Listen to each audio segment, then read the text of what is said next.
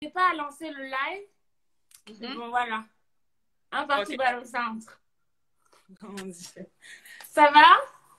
Ça va très bien, merci. Merci. Bah, alors, du coup, on est ravis de t'avoir sur notre live. Tout le monde t'attendait avec impatience.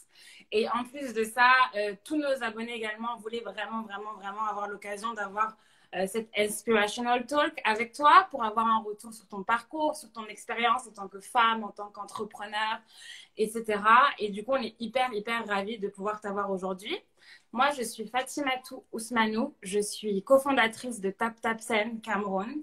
TapTapSend, c'est une application qui permet d'envoyer de l'argent facilement et à des frais réduits de l'Europe vers l'Afrique. À savoir que pour envoyer de l'argent au Cameroun, si les gens te suivent, ils doivent déjà connaître TapTapSend.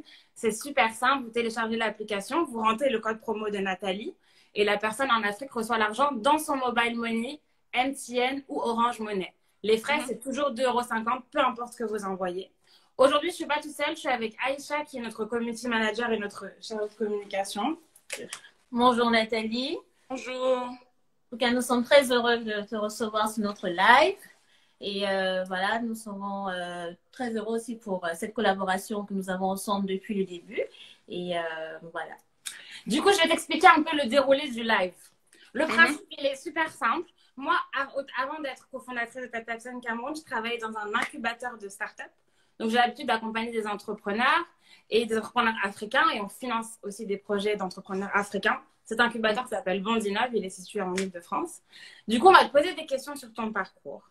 L'idée, c'est qu'on apprenne aussi à te connaître. Aïcha, elle te connaît par cœur, c'est-à-dire qu'elle a une bio de toi détaillée. Donc vraiment, aujourd'hui, elle a appris trop de choses.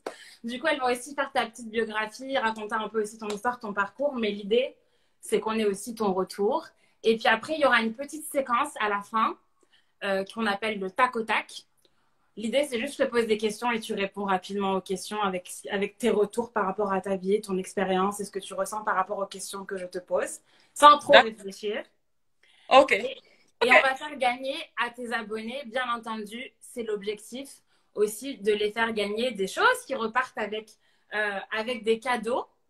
Et le premier cadeau, je pense qu'on peut le dire dès maintenant, c'est que tous tes abonnés, toutes les personnes qui ont utilisé le code promo NK237 depuis le départ, il y a un nouveau code promo, c'est NK10. Et avec ce code promo, vous avez tous droit à 10 € dès maintenant pour envoyer de l'argent au Cameroun, en Côte d'Ivoire, au Sénégal, peu importe où vous voulez envoyer de l'argent.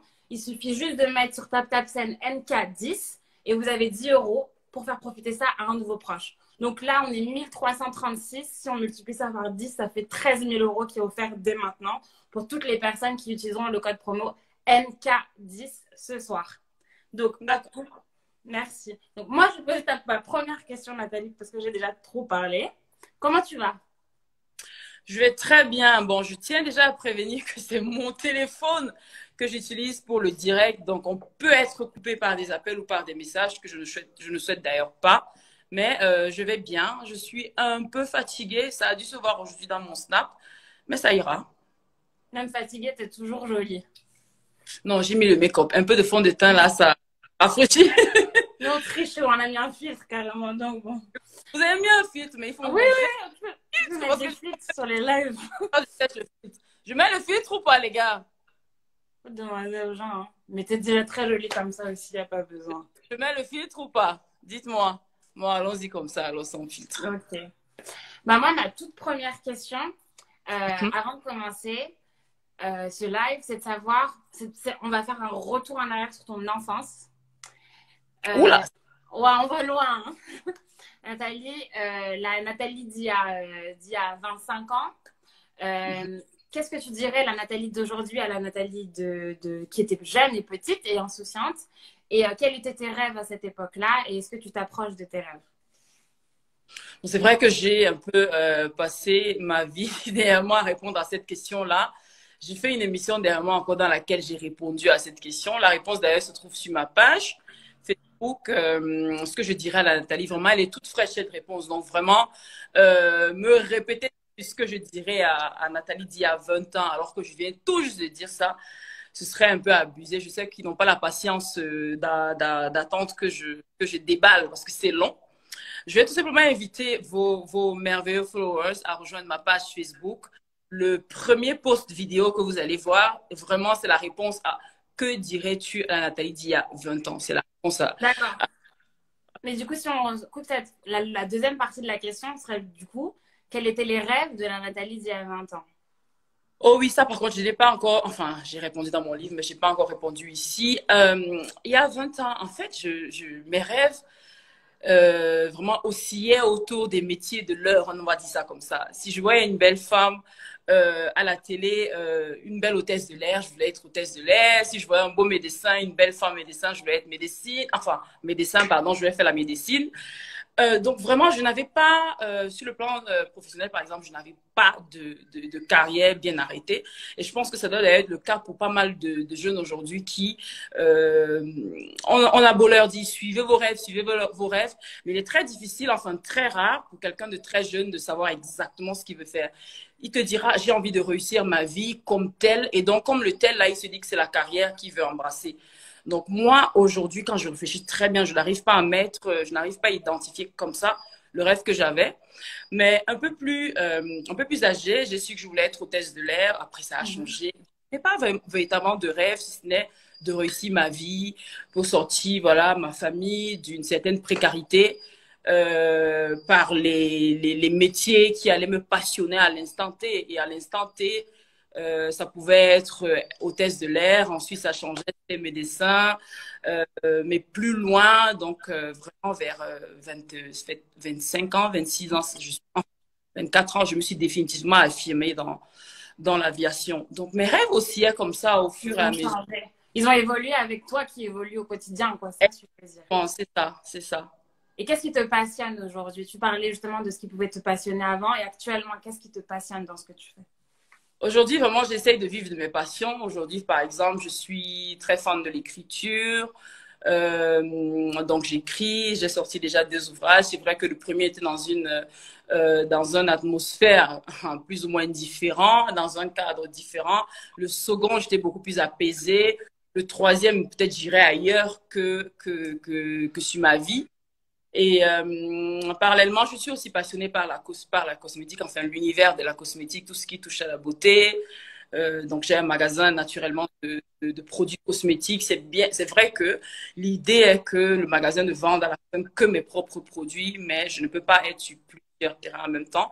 J'essaye de faire les choses de façon vraiment, de façon alignée, de façon, voilà, par palier, quoi.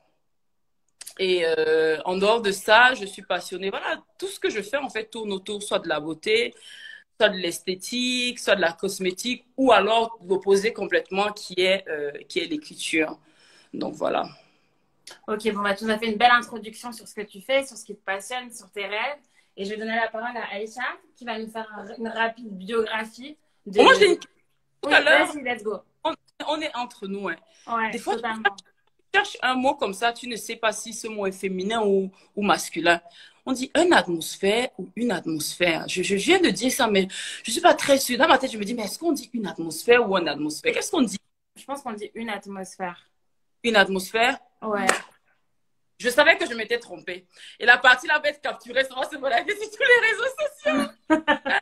Pardon. Non, mais c'est pas grave, c'est ça, pas du tout entendu. Non, non, non. C'est bien. En fait, tu sais, quand tu dis quand tu sors un mot de ta bouche, et puis tu te dis, est-ce que c'est ce que je devais dire? Est-ce que c'était un ou une? Mais c'est bon, merci. Non, c'est une atmosphère. On peut continuer. Bravo. Oui, du coup, bah, tout le monde est vouloir répondre aussi que oui, c'est bien une atmosphère. Du coup, exactement. Non, sauf que dans les commentaires, il y en a qui disent un, il y en a qui disent une. Anyway, vous avez compris ce que je voulais dire. On va vérifier ça d'ici la fin du live, ne t'inquiète pas. Du coup, il y a Aïcha qui a retracé un peu ton parcours entrepreneurial. Et du coup, il va nous faire juste une petite mini bio sur ton parcours entrepreneurial. Et ça va me permettre de rebondir sur les questions qu'on a à te poser, sur toutes les expériences que tu as eues jusqu'ici. Donc, je mets la caméra sur Madame Aïcha. Voilà. Ok. Coucou Nathalie. Alors, déjà, on t'appelle NK, la nationale. Ou encore la maman de Bobonette. Voilà. Ça fait 5 ans aujourd'hui que tu nous as montré en fait que tu es une battante à travers plusieurs activités. On se souvient déjà en 2017 avec l'application. Je parle de l'application parce que nous, c'est une application. C'était NKTV. Je me rappelle très bien, qui était un peu une sorte de plateforme où tu mettais en avant tous les talents artistiques. Tu étais également présentatrice, tu faisais du relooking, plein d'autres activités. Puis également, tu t'es lancée dans tout ce qui est lingerie, cosmétique avec Psyche by NK. Aujourd'hui, ce qu'il faut savoir, c'est que bien avant, comme tu nous as dit tout à l'heure, tu étais passionnée par tout ce qui est métier aéroportuaire.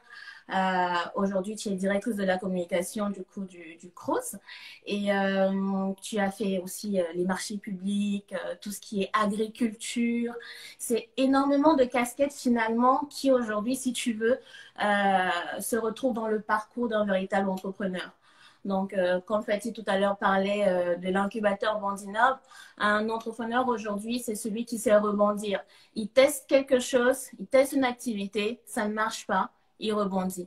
Et aujourd'hui, en 5 ans, on a vu comment tu as traversé étape par étape, tu as testé, ça n'a pas marché, tu rebondis sur autre chose, tu excelles sur autre chose. Et voilà, nous sommes en 2021. C'est pourquoi le thème du coup même de ce live, être une femme accomplie entrepreneur en 2021. Et aujourd'hui, on se rend compte que NK, à travers 5 ans, elle a su montrer en fait que année après année, elle teste une activité. Est-ce que ça marche? Est-ce que ça ne marche pas? Ça marche, on avance. Donc, l'idée de ce live, c'est essayer de relever, si tu veux, ton expérience entrepreneuriale en tant que femme entrepreneur pour que les femmes qui nous suivent aujourd'hui sur ce live puissent justement avoir les clés déjà de comment rebondir quand on a une idée et qu'on la lance et qu'on se rend compte que ça n'a pas finalement marché et comment du coup exceller par la suite sur d'autres activités, ne pas avoir peur justement de tester d'autres secteurs d'activité pour trouver sa voie. Merci beaucoup Aïcha pour cette super bio. Est-ce que NK, tu as des choses à dire par rapport à ça? Et la première question, c'est Aïcha parle de rebondir, elle parle de pivoter, c'est ce qu'on demande à tous les entrepreneurs, savoir pivoter. On essaye, ça fonctionne. Ça fonctionne pas forcément, il faut confronter l'action au marché. Si ça fonctionne pas, on pivote. Pour toi, comment tu as compris qu'il fallait justement évoluer différemment? Quel est l'échec qui t'a le plus marqué? Oh, en fait, je pense que je ne suis pas à l'abri de l'échec, même jusqu'à aujourd'hui. Je pense que nous tous, tous les jours, nous côtoyons l'échec vraiment à différentes échelles, quoi. Tout ce que je sais, c'est que j'ai envie de réussir, ma motivation demeure. Peu importe qu'un projet marche ou ne marche pas, il faut à tout prix rectifier le tir. Voilà, pour avancer, je ne vais pas m'arrêter à un échec pour justifier le fait que voilà, j'ai essayé, ça n'a pas marché, ce n'est pas pour moi l'entrepreneuriat. Basta, il faut que si je n'essaye pas, si je ne réessaye pas, si je ne cherche pas à corriger ce qui n'a pas marché, comment je ferai pour réussir? Donc oui, j'ai embrassé pas mal de projets dans le passé. Comme je le dis, je suis toujours motivée par mes passions, hein, et mes passions viennent, je peux être en train de regarder un documentaire, je me dis, ah tiens, il faut que je fasse ça. Je peux être en train et puis j'ai toujours envie d'innover, de faire quelque chose qui n'est pas peut-être commun. Et qui dit innovation dit risque, parce que tu prends le risque que ça passe ou que ça casse. Donc voilà. L'erreur que j'ai commise aussi moi dans le passé, c'est vraiment de me précipiter. Ça, il faut que je le dise en toute honnêteté, c'est que je me suis précipitée à chaque fois lorsque j'avais une idée, à me dire, ah, il faut que j'y aille, il faut que je fonce, il faut que je fasse ceci. Je n'ai pas pris le temps pour certains projets de faire une sérieuse étude de marché, de tâter le terrain, de savoir si c'était possible, même sur le plan financier. C'est le cas, par exemple, de NKTV. NKTV, ça reste un très, très beau projet, mais ça reste un projet, il faut avoir le temps de chercher des partenaires, il faut avoir le temps d'investisseurs, il faut avoir, voilà, tout ce côté que je ne voyais pas. Et je me suis dit que j'allais faire marcher NKTV, mon application, avec mes moyens. Ce qui est essoufflant, ce qui m'a au final essoufflé parce que produire 5 émissions, produire son émission, produire d'autres émissions, aller sur le terrain, filmer. En termes d'argent, ça coûte. Maintenant, en termes de rentabilité, Ça aurait pu suivre, mais dès le départ, on n'avait pas réussi à trouver dans l'application le moyen pour rendre ça, pour faire de l'argent derrière, tout simplement. C'est-à-dire qu'il fallait peut-être qu'on fasse l'application, soit il fallait qu'on la fasse payante, soit il fallait qu'on fasse des programmes payants, soit il fallait, maintenant qu'on avait trouvé qu'il fallait qu'on fasse des programmes payants, il fallait intégrer le moyen de paiement. Et pour qu'on tâtonnait encore entre Orange Money et MTN Money, comme le développeur de mon application était au Cameroun, la société était au Canada, c'était un peu compliqué de gérer. Donc, je me suis dit, OK, c'était pas juste, ça va rentrer dans la case échec, mais ça va rentrer dans une case échec avec leçons. Donc, les leçons que j'en tire, c'est que tout projet, prendre le temps de mûrir le projet, de faire une étude de marché et de prendre tous les paramètres en compte. Le premier paramètre, c'est le paramètre financier. On ne se lance pas dans un projet juste pour la beauté du projet. Il faut savoir comment rentabiliser dans ce projet-là. Sinon, on va embrasser 10 000 carrières qui ne seront au final pas fructueuses. Donc, moi, aujourd'hui, j'ai besoin de faire l'argent. Et pour faire l'argent, j'ai besoin d'avoir des projets concrets, tant dans la tête que sur le terrain. Donc, à tout le monde qui essaye, sachez que déjà, il ne faut pas courir. Une bonne idée reste une bonne idée. Peu importe quand elle doit éclore, il ne faut pas courir, il faut prendre tout son temps. Lorsque l'idée est bonne, il faut vraiment prendre tout son temps pour la matérialiser, prendre le temps de passer par tous les secteurs.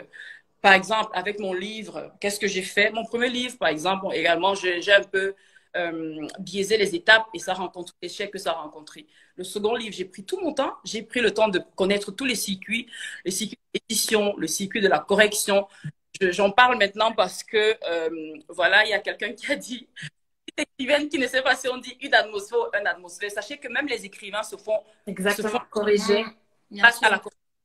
Voilà, parce qu'on peut se tromper. D'ailleurs, même quand le livre sort, il y a toujours des coquilles dedans. Donc, ils passent dans un service de correction. Eux, ils prennent la peine de relire et de tout et tout et tout et tout. Donc, c'est pour dire que dans chaque projet que j'ai fait depuis échec de NKTV, j'ai pris la peine de mûrir le projet. Même pour la ligne de cosmétiques que je veux faire, je suis allée, j'ai rencontré des futurs, les usines pour la fabrication de la ligne, mais tant qu'on a réuni sur le plan financier et tout le reste, tout ce qu'il faut pour mettre ce projet sur pied, je prendrai tout le temps que ça va me demander, mais je ferai ça bien. Donc, c'est cette leçon que j'ai tirée et que je souhaite également communiquer aux autres, de dire que ne vous précipitez pas à faire des projets. C'est bien beau d'avoir des projets, mais il faut rentabiliser derrière. Donc, je préfère avoir 1 ou 2 ou 3 projets qui me prennent